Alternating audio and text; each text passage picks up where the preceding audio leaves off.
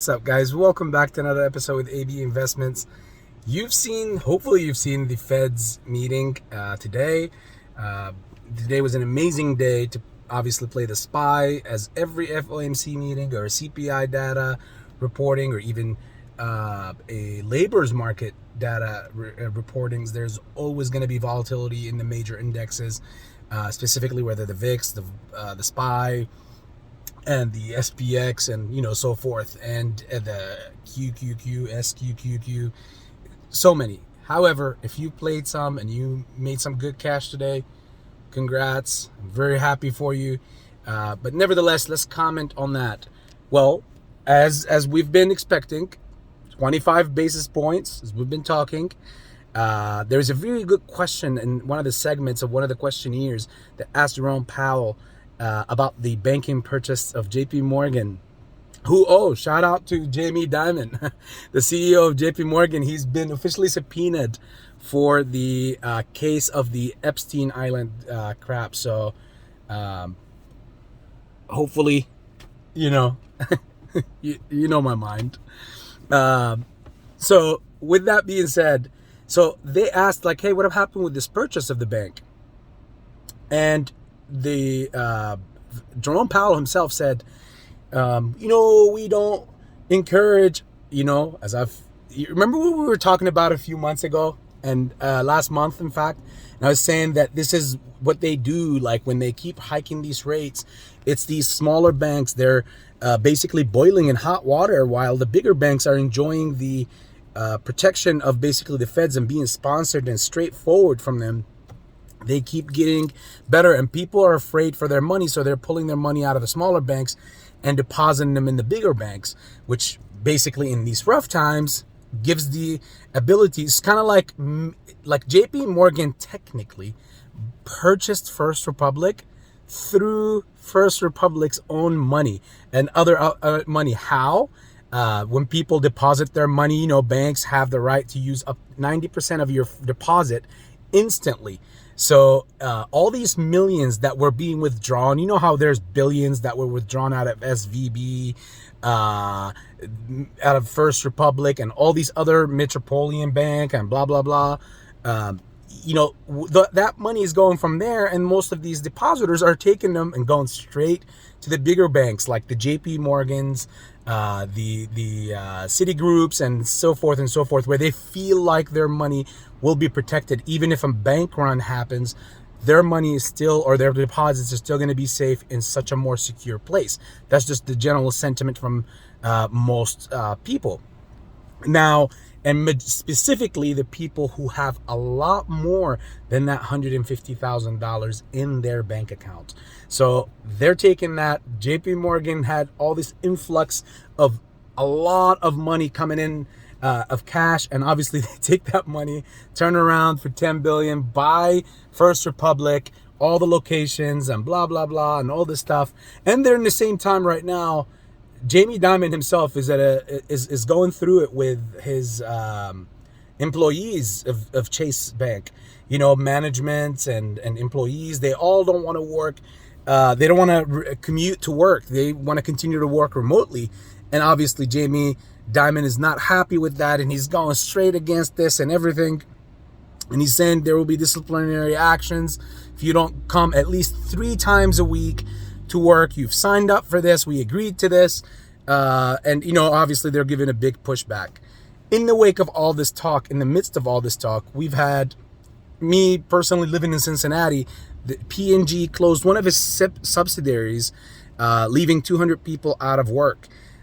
You hear even a lot more and more. It's ramping up. More and more businesses, companies, either laying off people or even going out of business,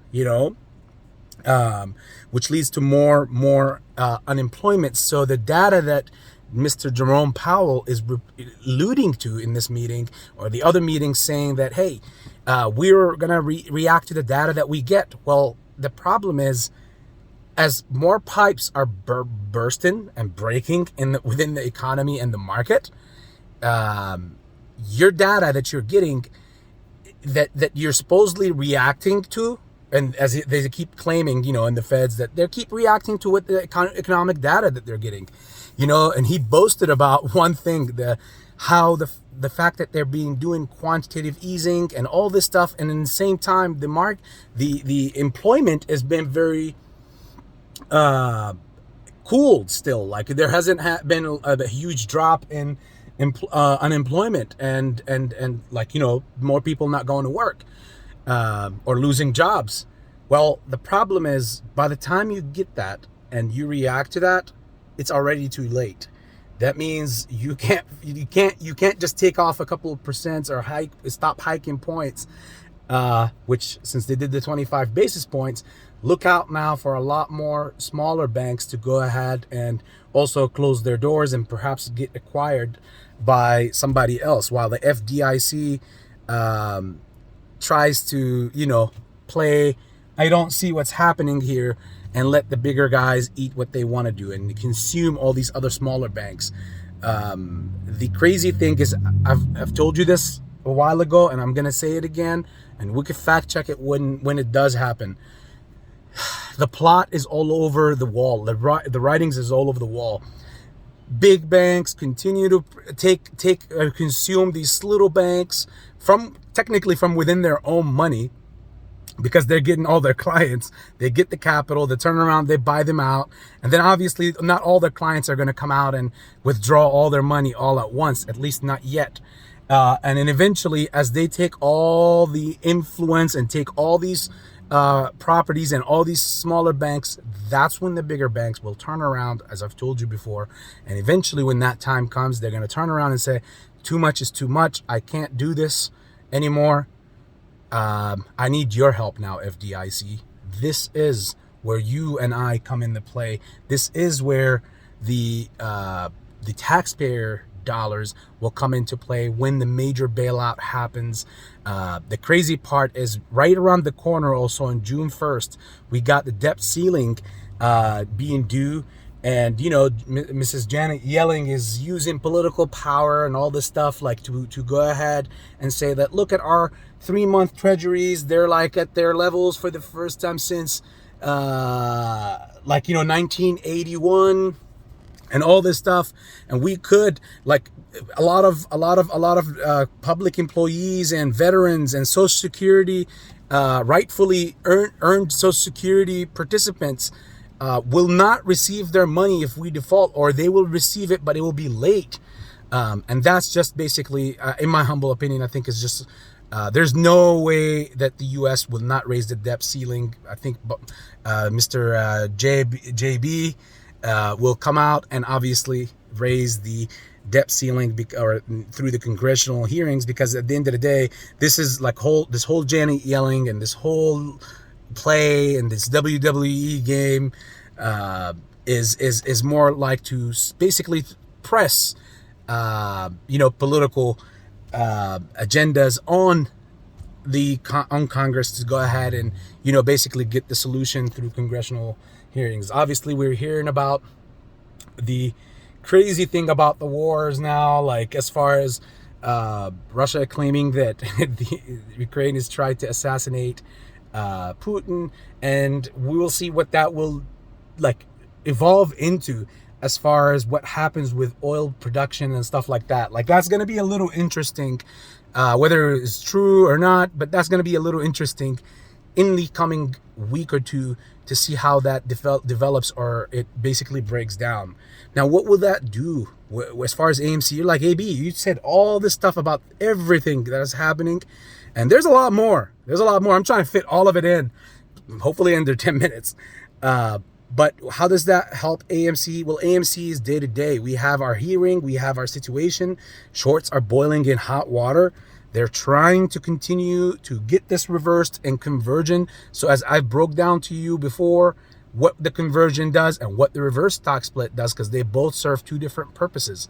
Go back in the videos, and if you have any questions, put them in the comment section, or put them in the or put some comments if you have any other comments, obviously, in the comment section, and I will go further, and probably we could do a live where I go over the previous videos where I broke down what exactly the conversion does and what the reverse stock split does. And this was done over months ago. and most of it is checking out to come out to be true. I hate to do the fact checking, but sometimes there's nothing best in life. I mean, the best proof in life is when things obviously happen, and it's basically when people can see it, like, you know, with their own eyes, and then they could possibly believe it. Please be careful, guys, with this whole narrative of people who barely know anything about the market or don't even have experience. They just read or have seen some YouTube videos on the market as far as specifically the debt ceiling.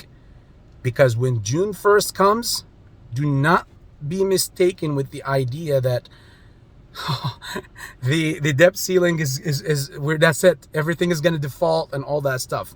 It's a possibility. I'm not a financial advisor, but it has never happened before. There will most likely be an economic downturn. I call for recessions for over a year and a half, almost 2 years now since I've started this channel.